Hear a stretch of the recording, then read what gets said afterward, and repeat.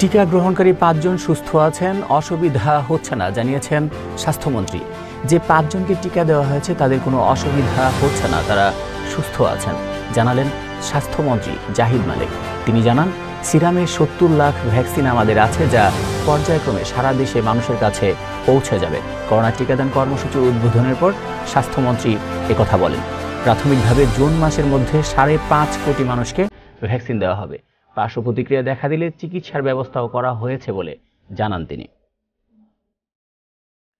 এসএসসির প্রকাশিত সিলেবাস বাতিল।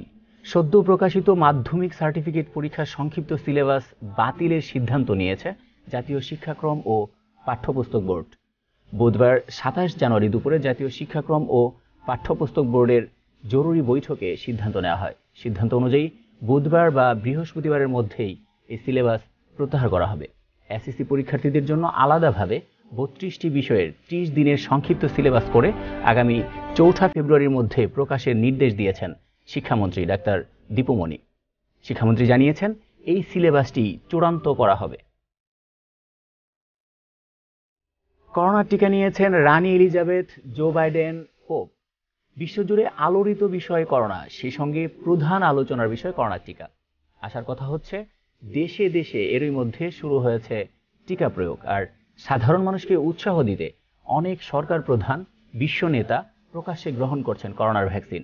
সাধারণ মানুষকে উৎসাহিত করতে জনসম্মুখে টিকার প্রথম ডোজ নেন জো বাইডেন, প্রকাশ্যে ভ্যাকসিন নেন কমলা হ্যারিসও। 9 জানুয়ারি টিকা নিয়েছেন 94 বছর বয়সী ব্রিটেনের রানী দ্বিতীয় এলিজাবেথ এবং তার স্বামী প্রিন্স ফিলিপ।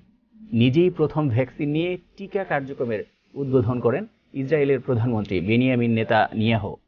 ক্যাথলিকদের ধর্মযাজক 84 বছরের পোপ ফ্রান্সিসও করোনার টিকা নিয়েছেন। শাকিব খান বেইমানি করেছে। ডিজিটাল প্ল্যাটফর্মে প্রথম বাংলাদেশি সিনেমা মুক্তি, নায়ক শাকিবের প্রথম ওটিটি অভিযানে পারিশ্রমিকের চেয়ে বেশি টাকা নিয়েও শাকিব খান কথা রাখেননি, এমন দাবি করেছে আলোচিত সমালোচিত নবাব এলএলবি সিনেমার পরিচালক অনন্য মামুন।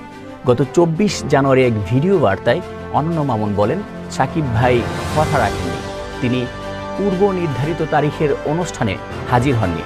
শাকিব খানের সঙ্গে কথা বলেই 26 নভেম্বর অনুষ্ঠান ঠিক করা হয়েছিল, মন্ত্রীকেও দাওয়াত করা হয়েছিল, কিন্তু শাকিব আসেননি। আইসিসির বোলিং র্যাঙ্কিংয়ে শীর্ষ 10-এর তালিকায় মিরাজ, মুস্তাফিজ। আন্তর্জাতিক ক্রিকেট কাউন্সিলের ওয়ানডে বোলিং র্যাঙ্কিংয়ের শীর্ষ 10-এর তালিকায় উঠেছেন বাংলাদেশের 2 ক্রিকেটার মেহেদী হাসান মিরাজ ও মুস্তাফিজুর রহমান।